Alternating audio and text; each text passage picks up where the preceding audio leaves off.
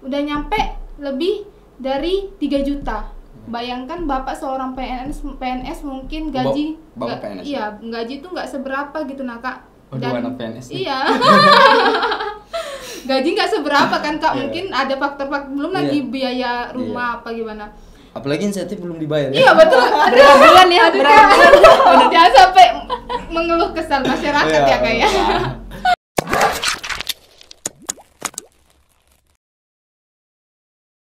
Assalamualaikum warahmatullahi wabarakatuh. Kembali lagi di Sampul Said. Hari ini kita kedatangan dua tamu yang luar biasa, atlet-atlet cantik dari Kaltim, bahkan sudah membawa nama baik daerah, bahkan juga sudah pernah membawa nama baik negara sampai ke tingkatan internasional. Langsung saja, dua atlet dengan cabang olahraga yang berbeda kita hadirkan di Sampul Said. Pertama, Julie, nama lengkapnya deh? Julia Rizky Alfidayanti Sukmadibowo. Rahmi Naila. Rahmi Naila. Julie dulu yang saya mau tanyain. Aktivitas di cabang olahraga apa? Muay Thai. Muay Thai. Muay Thai ya. Iya. Terus kalau Naila, Cabur renang. cabur renang, Iya. cabur renang ya. Di antara kalian berdua untuk bicarain tentang masalah dunia atlet, ini mungkin agak sedikit ya. Sebelum jauh kita membahas tentang masalah atlet, kita pengen bahas tentang kesiapan kamu tentang informasi bahwa atlet bakal tidak dihargai itu pernah nggak terbenak di kepala kalian? Buat Naila dulu. Ya pastinya ada Kak. Gimana ceritanya? Kalau saya dulu itu kenapa menurut saya nggak atlet itu pasti nggak dihargai? Kenapa?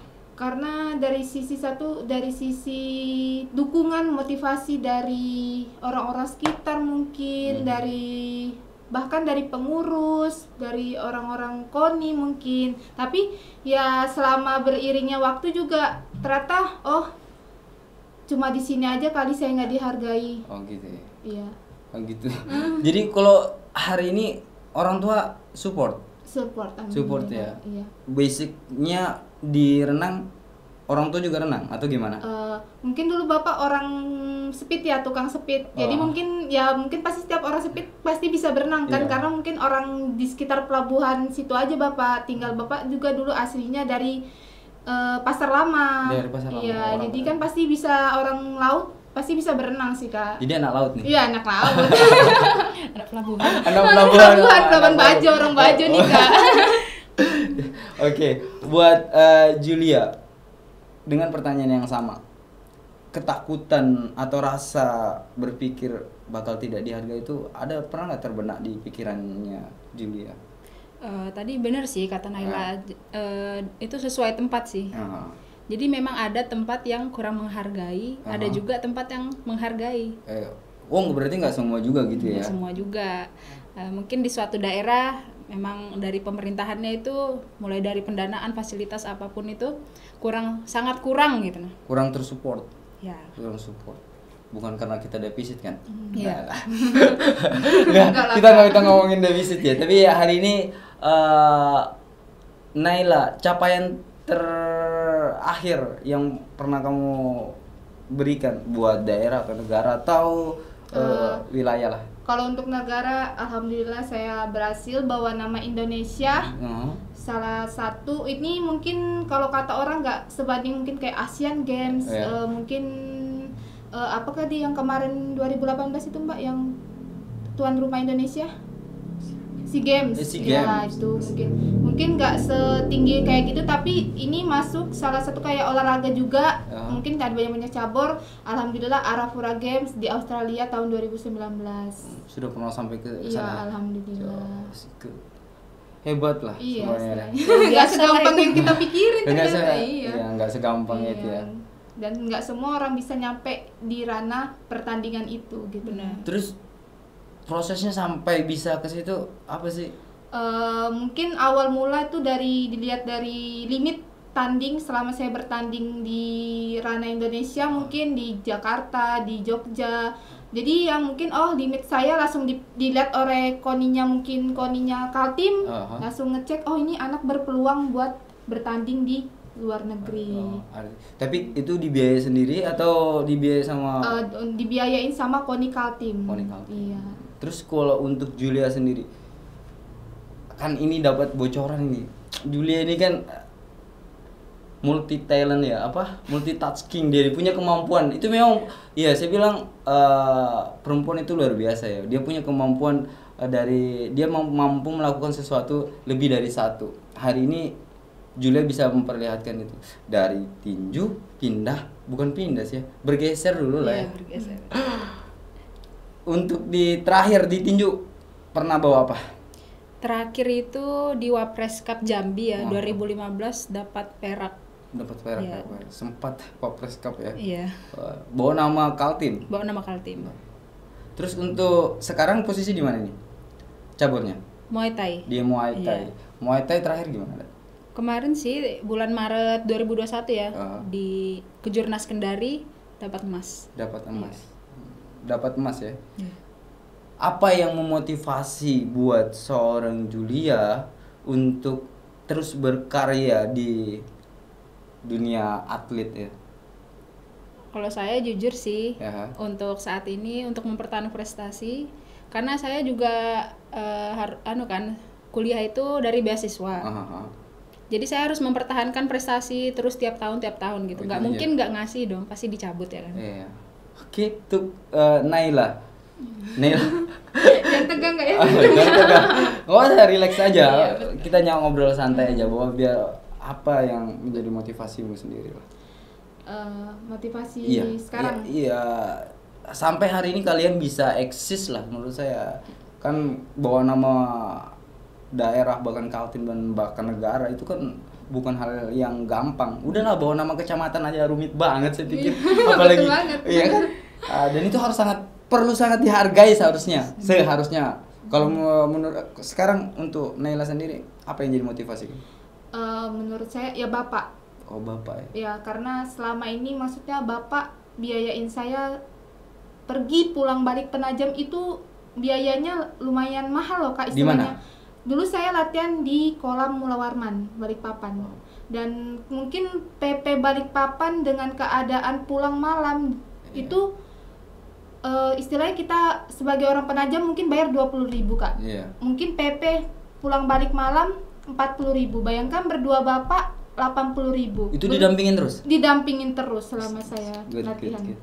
Dan belum lagi istilah uang angkot, uang apa tuh mungkin sehari 100.000 kita pakai. Dalam 30 hari mungkin udah nyampe lebih dari 3 juta. Bayangkan bapak seorang PNS mungkin gaji PNS. Iya, gaji tuh nggak seberapa gitu nah Kak. Dan anak PNS. Iya. Gaji nggak seberapa kan Kak, mungkin ada faktor-faktor, belum lagi biaya rumah apa gimana. Apalagi insentif belum dibayar. Iya betul. Berapa bulan ya? Jangan sampai mengeluh kesal masyarakat ya Kak ya. Itu ya biasa lah. Artinya kan hari ini itu kehidupan sosial kita. Untuk dari semua itu,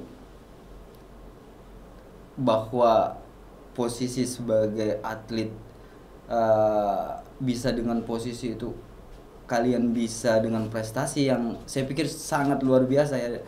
Dari Julia yang pindah cabur dari cabur tinju ke Muay Thai, prosesnya gitu kan panjang deh ya. Benar. Proses adaptasi apa yang kamu lakukan bisa sampai hari ini bisa tetap eksis? Adaptasinya ya? Iya, adaptasinya. Belajar sih, teknik itu kan berbeda dari tinju ke Muay Thai itu. Jadi itu sih dari dulu sampai sekarang saya juga masih belajar, masih diperbaiki terus sampai sekarang juga masih belum benar, bisa dibilang belum benar. Kesulitanmu apa? Kalau saya ya itu dari teknik, karena kalau di Indonesia ini masih di teknik itu masih dinilai banget. Iya, jadi kalau misalnya saya main terlalu teknik tinju gitu, itu bisa mengurangi poin. Mengurangi poin. Bisa sebenarnya nggak ngurangin sih, cuma kalau misalnya lebih Muay Thai poin lebih gitu. Untuk Naila sendiri dengan kondisi yang ada, apa yang kalian lakukan tetap eksis?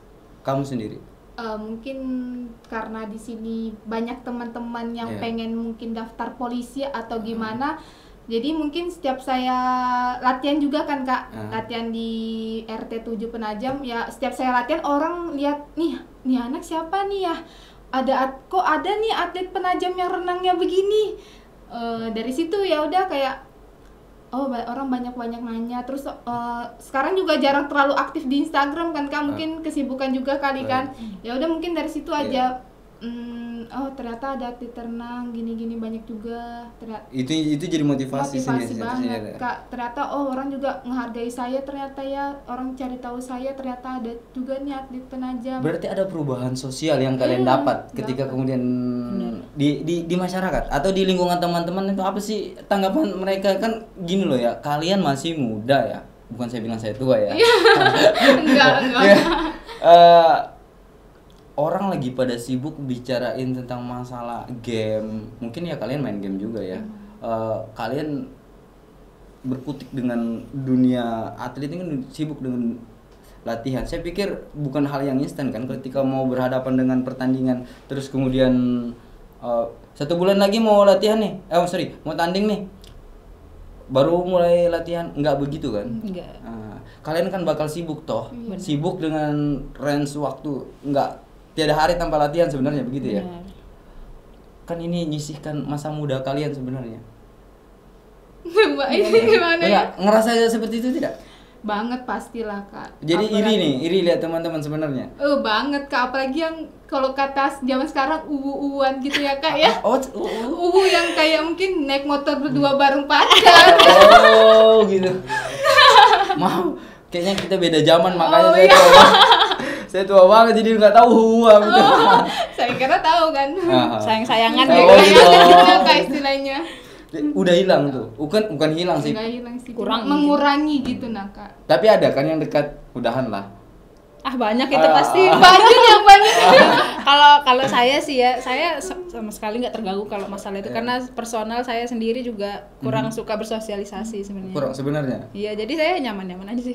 Jadi ya biasa aja. Iya, biasa aja. Ada hal yang kalian jaga nggak sih ketika dengan status hari ini ya? Kan masuk kategori public figure ya, kalian banyak dikenal orang dengan prestasi yang kalian. Ada beban tersendiri nggak sih yang kalian rasakan sebagai seorang atlet dan sudah pernah membawa nama-nama daerah atau nama wilayah kita bahkan negara? Pasti ada sih. Pasti ya Mbak ya. Apa tuh? Mungkin kelakuan kali ya Kak ya. Iya. Mungkin kayak ya kelakuannya dijaga aja, kayak kita nih udah dikenal banyak orang. Mungkin jangan sampai melakukan hal-hal yang di luar dari orang yang pikirkan sebenarnya kita gitu Pasti ada sih beban-beban. Ada beban sendiri. Untuk latihan sendiri, kalian lakukan latihan itu apakah bisa dapat prestasi hari ini, besok latihan nih? 1 bulan ke depan latihan, apakah 1 bulan itu baru kalian latihan atau bagaimana? Enggak sih. Oke, dari Naila dulu. Ya apalagi kalau renang butuh tenaga yang banyak ya Kak ya. Nggak segampang mungkin sebulan 2 bulan tuh belum cukup buat memulihkan tenaga. Mungkin kalau saya pribadi ya kita bisa sampai setahunan buat ngembaliin itu waktu lagi, karena kita bermain waktu kan Kak. Karena waktu ini nggak bisa dibohongin, nggak bisa diapain, bener-bener dilihat belum nyampe dilihat waktu. Dan juaranya pun sudah bisa dilihat orang juga gitu jadi nggak bisa dibohongi sama sekali. Penilaiannya mutlak ya. Mutlak, bener-bener nih orang juara 1, nggak bisa diprotes, gimana mau protes gimana nih orang juara 1 udah gitu. Jadi ya nggak bisa bakal dibohongin. Untuk Julia sendiri? Iya sih, kalau kami sih minimal ya 3 bulan itu. 3 bulan ya, minimal. udah harus prepare tuh. Kan dengan kondisi yang ada kalian harus latihan. Kami bicara tentang fasilitas. Gimana fasilitas yang kalian gunakan dengan bisa karir sendiri untuk Julia sendiri? Fasilitas sendiri. Fasilitas itu ya sebenarnya kurang banget ya, kalau apalagi ini kan latihan tinju, Muay Thai gitu kan banyak alat seperti samsak, sarung tinju, terus latihan power, strength, kecepatan itu pasti banyak alatnya ya kan. Tapi yang kita punya itu sangat minim sekali. Jadi kadang kita tuh make yang seadanya aja. Jadi latihan itu aja, terus sarung tinju sama samsak itu udah rusak banget sih. Tapi sekarang kita adanya. Jadi tetap dipakai itu. Tetap dipakai. Terus itu fasilitas siapa? ada yang dari pemerintah tapi itu udah terbatas. Udah lama banget sih. Udah lama banget. Jadi kadang kita beli sendiri juga. Gitu. Nela sendiri fasilitas kan gak ada kolam renang sih Ya, atau berenang di kolam ikan bisa. akuarium kan atau di apa di laut. Sebenarnya untuk saat ini ya latihan di kolam penajam sini aja, itu pun fasilitas sangat kurang Kak. Mungkin istilahnya bukan fasilitas atlet, tapi fasilitas sarana bermain. Jadi ya itu Kak, yang paling penting sebenarnya kita ini cuma butuh kolam. Tapi kan di penajam nggak ada kolamnya seperti kolam-kolam buat tanding Kak ya. Cuma adanya ya ada sesuai mungkin standar kolam bermain, mungkin kayak ada pelosotannya yang nggak mungkin kan Kak kita sambil berenang sambil main kan latihan namanya. Mainan jadinya. Dan itu bukan seumuran kalian untuk main. Iya pastinya kan Kak, mungkin langsung nyemplung udah ketancap kepala. Naila, kamu lucu. untuk bicara tentang fasilitas sendiri, untuk kalian berdua deh, apa yang kalian harapkan dengan ya karena kan kalian bakal punya regenerasi, bakal punya adik-adik nih, apa yang kalian harapkan di Julia dulu? Kalau saya pertama gedung tinju dan ringnya sih, ring yang gedung tinju atau Muay Thai itu sama ya? Itu sama. Kurang lebih sama ya? Iya sama. Fasilitasnya juga kurang lebih sama. Iya. Jadi ring itu kan ada standarnya ya. Jadi kita kalau bisa dari latihan pakai yang standar kenapa enggak gitu? Biar terbiasa. Pertama kita terbiasa dengan suasana tandingnya itu kan. Terus kita itu kan ada ukurannya ya. Kalau pakai yang di tempat latihan aja itu kan pasti kurang. Jadi kita lebih luasa gitu. Memahami, mengenali daerah tanding kita. Terus ya itu kolam renang. Kalau nggak ada kolam renang kan bukan berenang. Benar. Udah pernah cerita atau curhat belum tentang ini bahkan ke provinsi? Ya pastinya udah Kak. Ya kan juga kolam renang yang kayak buat atlet ini nggak main-main juga kan soal biaya Kak. Nggak mungkin yang kolam renang biasa. Mungkin kan kita juga berenang nih ada batas dalamnya, mungkin harus 2 meter lebih, 1 meter lebih kan. Kalau kita kolam renang itu posisinya dia semakin dalam semakin bagus juga istilahnya. Kalau di kolam renang mungkin di sini kan cuma standar aja, dia lurus aja nggak ada anunya. Jadi yang menurut saya kolam renang aja sih. Kolam renang fasilitas. Jangan kolam laut yang diperbaiki. Motivasi buat generasi seterusnya, buat teman-teman yang hari ini menyaksikan Sampul Said. Apa yang bisa kalian sampaikan ke teman-teman di luar sana? Kalau dari saya Kak ya, walaupun di penajam fasilitasnya sedikit, terbatas gitu. Iya jangan ya terbatas ya istilahnya. Jangan itu jadikan itu motivasi kalian buat ternyata orang lain di luar sana yang mungkin fasilitasnya lebih bagus daripada kami, mungkin juga peluangnya lebih besar buat dapat juara. Ternyata itu nggak seperti apa yang kalian pikirkan. Ternyata seperti orang kami yang fasilitasnya kurang kali ya Kak ya. Ternyata harus lebih bisa malah yang lebih bagus buat bisa jadi juara, itu aja sih. Buat Julia sendiri. Iya benar sih katanya. Walaupun fasilitasnya tuh sangat kurang, jangan jadi kelemahan buat kita gitu nah. Tetap jadi motivasi karena kalau mau jadi juara apapun bisa sih. Yang penting punya tekad yang bulat ya. Iya benar. Latihan apa aja yang penting tekun. Tekun, iya. Itu dia kuncinya, tekun. Kalian dengan pola yang hari ini kalian dapat dengan beberapa konsekuensi, mungkin agak sedikit private ya. Si Naila dengan aktivitas berkumpul dengan Kaporit ya, menyebabkan jadi eksotis. Maaf nih, enggak kita enggak bawa enggak boleh shaming ya, enggak. Terus kemudian Julia dengan tinju, hari ini kan ini cowok bakal takut ini dekat ya. Ini kan ada konsekuensi. Gimana nih kalau dengan hal yang itu, yang kamu pernah nggak dapat hal-hal yang begitu, rasa takut sendiri untuk berhadapan gitu, enggak? Atau gimana? Kalau menurut saya sih justru itu jadi nilai lebih sih. Gitu ya? Ya jadi semakin kita ada kekurangan tapi cowok itu menerima, itu kan lebih bagus. Kalian mah kelebihan semua. Kelebihan berat badan ya ini maksudnya. Kalau Naila sendiri gimana? Ya, sama sih Kak, itu jadi kelebihan kita mungkin. Seharusnya dia berpikir juga kali kayak mungkin nih cewek nggak kayak cewek di luar sana nih, mungkin yang make upan, yang skincare, mungkin skincare pasti juga kita Kak, tapi yang mungkin kita yang terjun langsung ke matahari kan Kak. Jadi ya kelebihan banget punya cewek nih, ada kelebihan. Mungkin kalau kayak Mbak Jul, pertahanan dirinya dia mungkin lebih kalah karena dia tinju kan Kak. Mungkin siapa nih berani ganggu cowok gue tinju.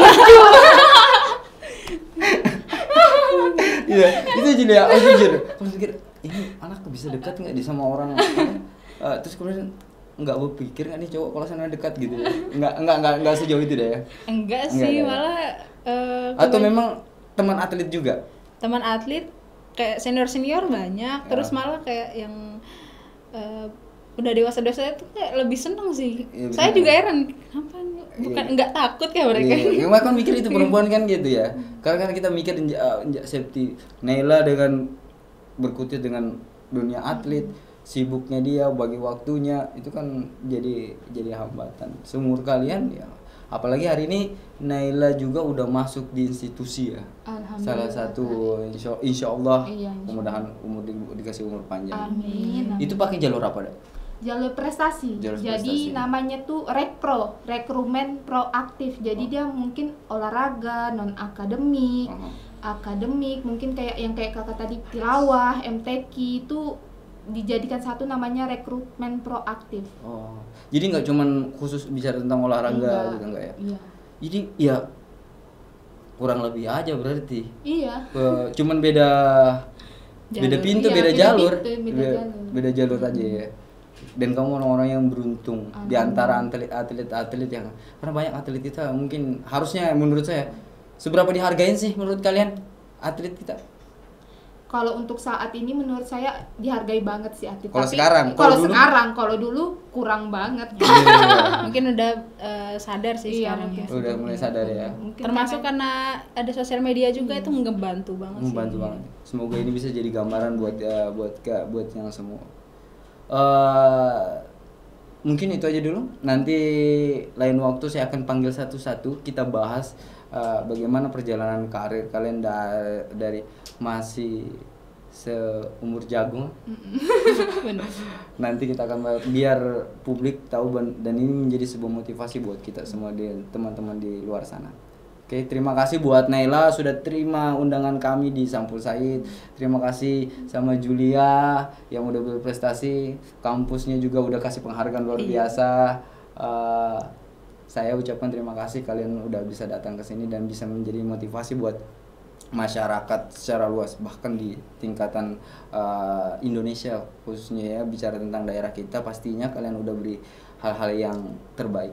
Saya tidak bisa berucap kata lain karena saya pikir perempuan dengan karir yang luar biasa sudah memberi contoh. Tinggal bagaimana teman-teman yang di luar sana memberi kekuatan agar yakin bisa berbuat sama dengan kalian dengan jalur-jalur yang berbeda. Mungkin yang hobi game mungkin bisa dengan gamenya, ya, hobi dengan aktivitasnya. Karena yang paling menarik adalah ketika kita bekerja sesuai dengan hobi kita. Betul.